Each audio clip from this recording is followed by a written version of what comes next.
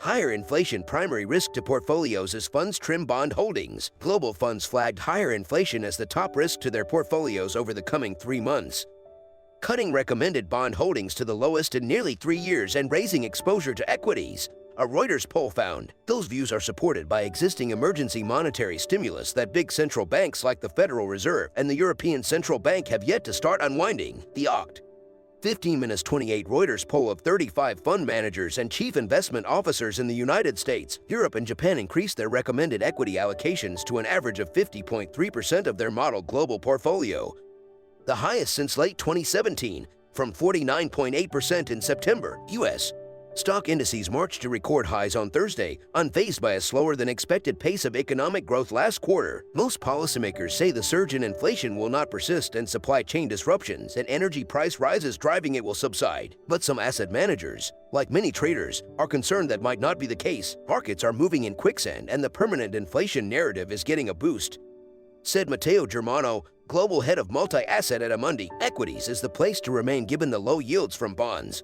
But in an already stretched valuation environment, any rise in inflation from current high levels should result in a reassessment. Asked about the primary risk to their portfolio allocations over the next 3 months, respondents were almost evenly split between higher inflation, lower economic growth, earlier than expected central bank moves, and the potential spread of new coronavirus variants.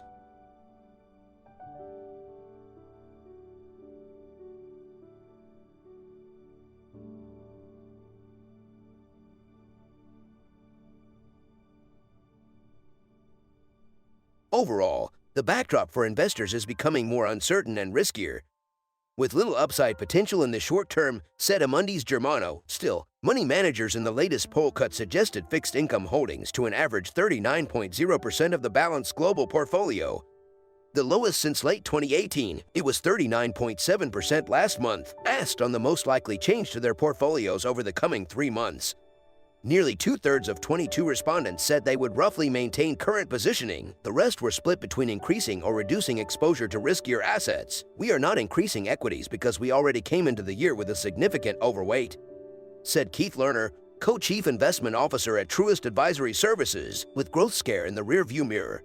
And as we move into next year, we expect a moderation of gains given the run this year. We are positive but realistic. There may be some volatility out of Washington with many issues still unresolved. Strong tech support could help sell Congress on global tax rules. Yellen, U.S.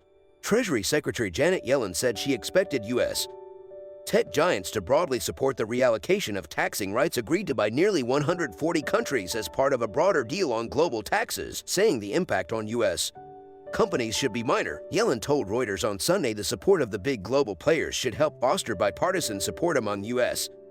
lawmakers for what is known as Pillar 1 of the tax deal negotiated by the Organization for Economic Cooperation and Development. Leaders of the world's 20 biggest economies this weekend backed the overall OECD deal, which also calls for implementation of a global minimum corporate tax of 15% by 2023. Yellen said the minimum tax part of the deal would provide welcome certainty for large internet companies like Alphabet Inc., Google, Amazon.com Inc., and Facebook Inc. by eliminating the complicated web of digital services taxes they face in many countries, and could help boost support for the broader deal. U.S. lawmakers are expected to approve the global minimum tax part of the deal as part of a broad, Democratic-only spending bill winding its way through Congress. Treasury officials said the second component on the reallocation of taxes is still being finalized but will require separate passage. It has already drawn criticism from Republican lawmakers and some non-digital companies. But Yellen said she believed Congress would eventually come around, especially given the support of big companies. Senior Senate Republicans have argued that the approach agreed to in principle by the OECD would require a new international tax treaty, which would need Senate ratification by a 2/3 majority. I think they're going to be telling members of Congress that they like this agreement and they can live with it, Yellen said of the tech companies. When you have businesses supportive, rather than lobbying against something, I think that will be helpful. Initial calculations by the Treasury Department showed little harm to U.S.-based multinational corporations, even if some of their tax profits were allocated elsewhere since they would be eligible for other tax credits. We've done some calculations that suggest the impact is small, she said in an interview en route to Dublin from the G20 meetings in Rome. In the end, it depends on exactly where the revenue ends up coming from. Yellen arrived late on Sunday in Ireland, a low-tax country that overcame domestic reservations to back the global minimum tax deal. a move that will require it to raise its current rate to 15% from 12.5%. Yellen said she was confident the Irish economy would weather the change, given its well-educated workforce and positive business environment, plus Ireland's status as the only English-speaking country in the European Union. There's real economic activity that goes on in Ireland. It's not just a tax haven, she said.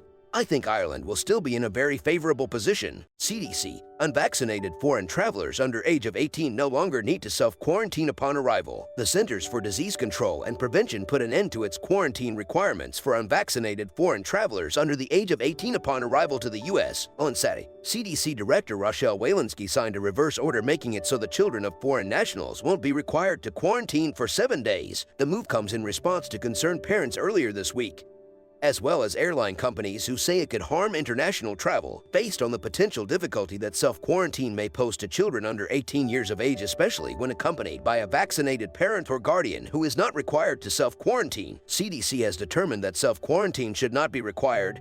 The order reads, meanwhile, those who receive an exemption will still have to get vaccinated within 60 days after entering the States. CDC believes that this approach fairly balances the interests of families traveling to the United States with protecting the public health. CDC guidance strongly recommends vaccination for all eligible children under 18.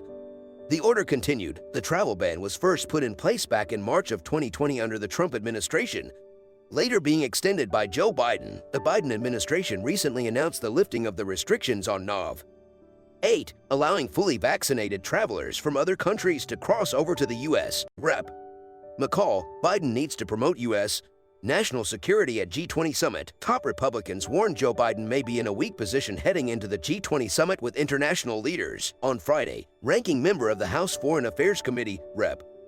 McCaul said Biden needs to prioritize America's national security in his talks. McCaul urged Biden to specifically steer the conversation to look into the global threat posed by the Chinese Communist Party as it's been making headway in its economic and military goals. He highlighted intelligence reports claiming China successfully launched a hypersonic missile. I think the Sputnik moment need to be addressed by the international community.